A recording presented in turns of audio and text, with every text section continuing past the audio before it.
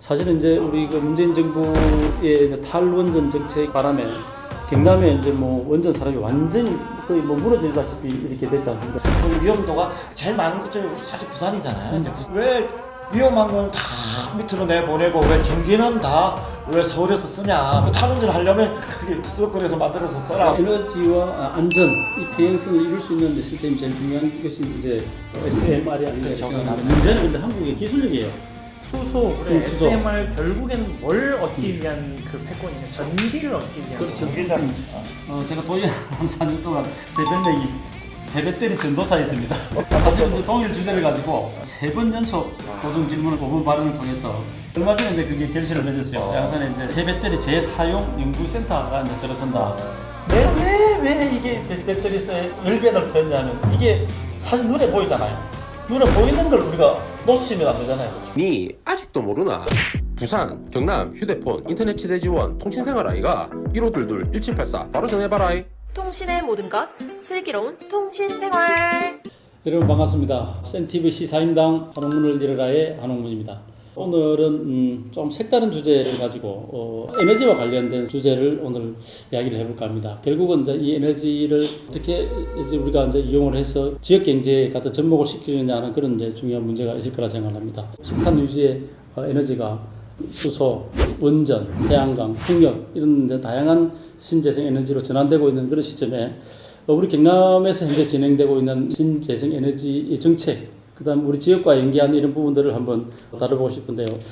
우리 이제 김진희 기자님, 이제 우리 경남이 지금 현재 진행되고 있는 신재생 방향 이런 것들 간략하게 한번 말씀을 해볼까요? 지금 신재생 에너지 관련해서는 창원을 필두로 이제 수소, 소형 원전, 연료전지, 그리고 2차 전지 산업에 대해서 좀 추진을 하고 있는데요. 경상남도 민선 8기 도정과제 실천 계획을 보면 그 내용이 꽤 상세하게 나와 있습니다. 수소와 그 소형 원전 부문 같은 경우에는 창원시 안에 워낙에 기업들이 많다 보니 이제 민간 협력으로 미래 산업에 집중 투자를 하고 있고 실증 연구단지도 세우는 등의 좀 성과를 보이고 있습니다. 뭐 저도 경남도에서 정책을 이제 심의하고 입안할 때 여러 가지 이제 재생 에너지에 대해서 여러 가지 얘기를 했습니다만은 경남은 특히나 이제 수소와 원전에 그렇죠. 많이 치우쳐 좀 있는 분야가 있고 풍력이나 태양광이나 배터리 관련해서는 좀 도외시되는 그런 이제 구조가 돼 있었어요. 이 정치하는 분들이 거기에 대한 관심도나 이런 연구가 또 많이 되지 못했던 것도 상당히 큰 것 같아요. 다른 도시에 비해서. 그러다 보니까 신재생에너지 거점 수거센터 같은 경우에도 약간 수도권, 충청권, 호남권, 영남권이 있는데 영남권은 오히려 대구 쪽, 달서구 쪽에서 이제 그걸 할 정도로 이야기가 되고 있고 그러니까 이제서야 이제 그 부분에 대해서 눈을 뜨기 시작한 것 같아요.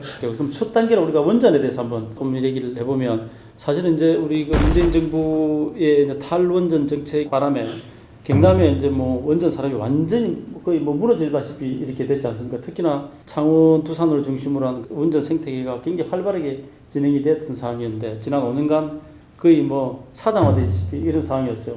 다행히 이제 윤석열 정부 들어서 원전을 이제 복원하는 그런 이제 단계로 가는 와중인데 지금 이제 경남의 원전 산업은 진행되는 건 어떤 것 같습니까? 지금 창원에서 추진하고 있는 원전 기술 같은 경우에는 소형 모듈 원전이라고 해서 대형 원자로보다 그 안정적이면서도 작지만 큰 에너지를 만들 수 있는 그 에너지원으로서 지금 연구 개발을 진행 중인데요. 근데 이게 안정성에 대한 이슈 때문에 계속 뭔가가 좀 지연되고 있기는 해요. 그러면 이게 도심형으로 갈 것이냐, 그렇죠. 아니면 거주 외지역으로 갈 것이냐의 문제 때문이기도 한데 사실 SMR 이 기술이 전 세계에서 딱 두 나라밖에 기술을 확보를 못한 상황입니다.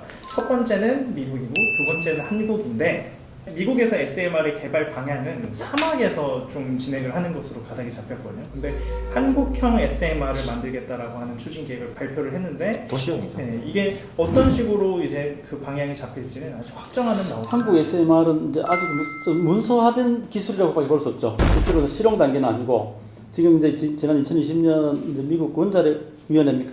거기서 이제 리스테어리 미국 회사 SL만 이제 승인을 받았기 때문에 그런 단계고 지금은 뭐 각국에서 이제 원전이 전부 SMR 소형 원전으로 가는 추세죠. 아까 우리 김진희 기자님 말씀대로 가장 안전하다고 하는 원전이니까. 그런데 문제는 이게 원전 시장이 많이 바뀌었어요. 미국은 이제 원전을 좀 더 그동안 했던 정책. 한국 같은 경쟁이 있는 나라는 그동안에 탈원전 정책 때문에 수출하는 사이에 러시아, 중국이 급부상을 했어요. 이 부분에 대해서. 조금 뭐 또 다른 면에서 보자면 대부분이 이제 유럽의 이제 EU 국가든 유럽 국가든 아직도 거의 대부분이 또 탈원전을 하고 있죠. 그리고 이제 뭐 신재생에너지 느리더라도 그린 에너지로 가야 된다는 쪽으로. 그러니까 이게 뭐 어떤 게 맞고 어떤 게 틀리다는 개념보다는 이제 우리나라 정책에 현재는 뭐가 맞느냐가 중요한 것 같아요. 그리고 이제 그 인구 밀도 대비 너무 많은 원전을 지금 가지고 있는 상태이기도 하고 그 위험도가 제일 많은 곳이 사실 부산이잖아요. 이제 뭐 그러다 보니까 왜 위험한 거는 다 밑으로 내보내고 왜 전기는 다 왜 서울에서 쓰냐, 뭐 탈원전 하려면 그게 수도권에서 만들어서 써라, 뭐 이런 얘기까지 나올 정도로 있었는데 이럴수록 그 전 정부의 정책 때문에 지금 산업이 망했다라는 그런 개념보다는 같이 갈 수 있는, 방금 제일 문제가 이제 안정화라든지 그런 부분이 있지 않습니까? 이제 그런 부분들이 얼마만큼을 같이 갈 수 있느냐가 제일 큰 관건인 것 같아요. 그래서 이제 이 에너지와 안전, 이 평행선을 이룰 수 있는 시스템이 제일 중요한 것이 이제 SMR이 아닌가 그쵸, 생각하는데, 맞아요. 문제는 근데 한국의 기술력이에요. 경수로 건설은 대한민국 기술이 아주 시공능력도 있고 위에 있지만 실제 SMR은 세계에서 5번째 정도밖에 안 되거든요. 그렇죠. 그래서 이제 윤석열 대통령이 미국 방문한 이후에 좀 고무적인 게 하나 있던데, 두산과 MOU를 통해서 이제 시공을 같이 하는 아마 이런 MOU를 체결했더라고요. 그래서 두산 주가도 좀 오르고 했어요. 근데 참 윤 대통령 할 때 티 안 나. 너무 참 이거 정말 잘했다. 아주 뭐 MOU 당기긴 하고 네. 하지만 테슬라 만나도 만나도 참 티 안 나요.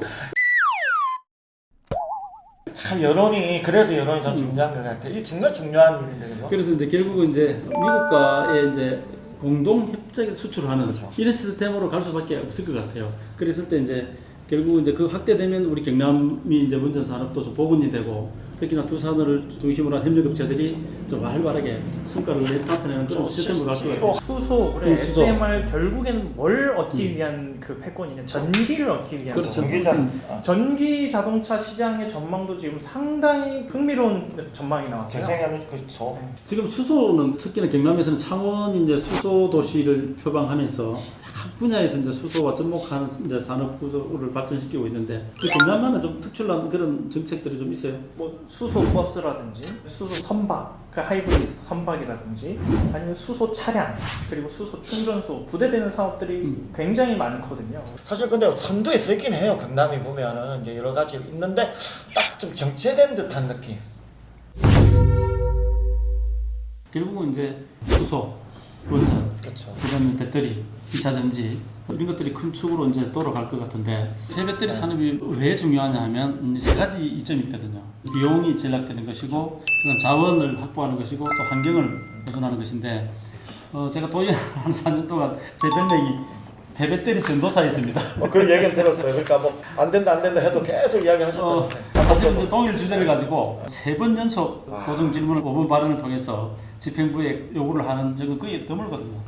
경남도가 폐배터리 거점 수거 및 자원화 센터 설치를 적극 추진할 것을 제안하였습니다. 도의회가 이렇게 외쳐도 메아리 없는 대답인데, 도민들의 외침을 어떻게 받아들이는지 회의감을 느낍니다. 저는 이제 폐배터리 집요하겠는데 왜 제가 이제 그렇게 했냐면, 실질적으로 이제 경남의 여러 가지 미래의 핵심 산업들이 거의 다 경남에 포진을 하고 있습니다. 그런데 양산은 미래의 핵심 산업 하나도 없는 도시다. 그런 미래의 핵심 산업을 하나 갖다 넣어야 되는데, 그것이 무언가를 이제 많은 고민을 했죠. 그러면 이미 선점되어 있는 아이템을 중복으로 할 수는 없는 것이고, 그래서 제가 폐배터리에 삭상을 딱 하고, 이 산업이 미래 블루오션이다. 그런 부분들 정책 그 요구를 굉장히 많이 했었죠. 요지는 폐배터리 자원화 센터를 일단 설립을 하자. 설립을 통해서 폐배터리를 활용할 수 있는 기반적인 근거, 기초적인 테스팅을 하기 위한 기초 멘탈을 좀 키우자. 그 바탕 위에서 이제 우리가 부가적인 산업들을 늘려가는 주장을 계속 했었는데, 결국 4년 동안 실현을 하지는 못했는데, 얼마 전에 이제 그게 결실을 맺었어요. 양산에 이제 폐배터리 재사용 연구센터가 이제 들어선다. 2025년까지 국도비 포함해서 298억을 투입을 한다는 것인데, 시작 단계죠. 너무 많은 것들 알고 계셔가지고 저희가 끼어들 없는 것 같아요.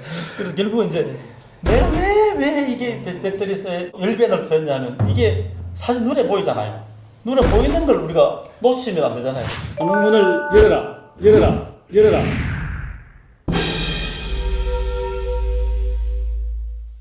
어쨌든 미래는 우리가 산업 경쟁, 에너지 경쟁이지 않습니까? 특히나 우리 경남을 중심한 부울경에도 미래 산업을 위한 끊임없는 노력을 하고 있고 정책 개발을 하고 있습니다만 그 중에서도 오늘은 우리 문전의 생태계, 또 배백들이 수소 부분 이런 것들을 우리 경남의 실정에 맞게 한번 이렇게 다뤄봤습니다. 미래 경남이 꾸준히 지속적인 발전을 하기를 기원하면서 오늘 토론을 마치겠습니다. 고맙습니다. 더 나은 콘텐츠를 만들려고 저희 센티비에 협찬해 주신 분이 계십니다. 가득 신고한 건립과 2030 부산 엑스포 성공 유치를 위해서 BNK 부산은행이 함께합니다.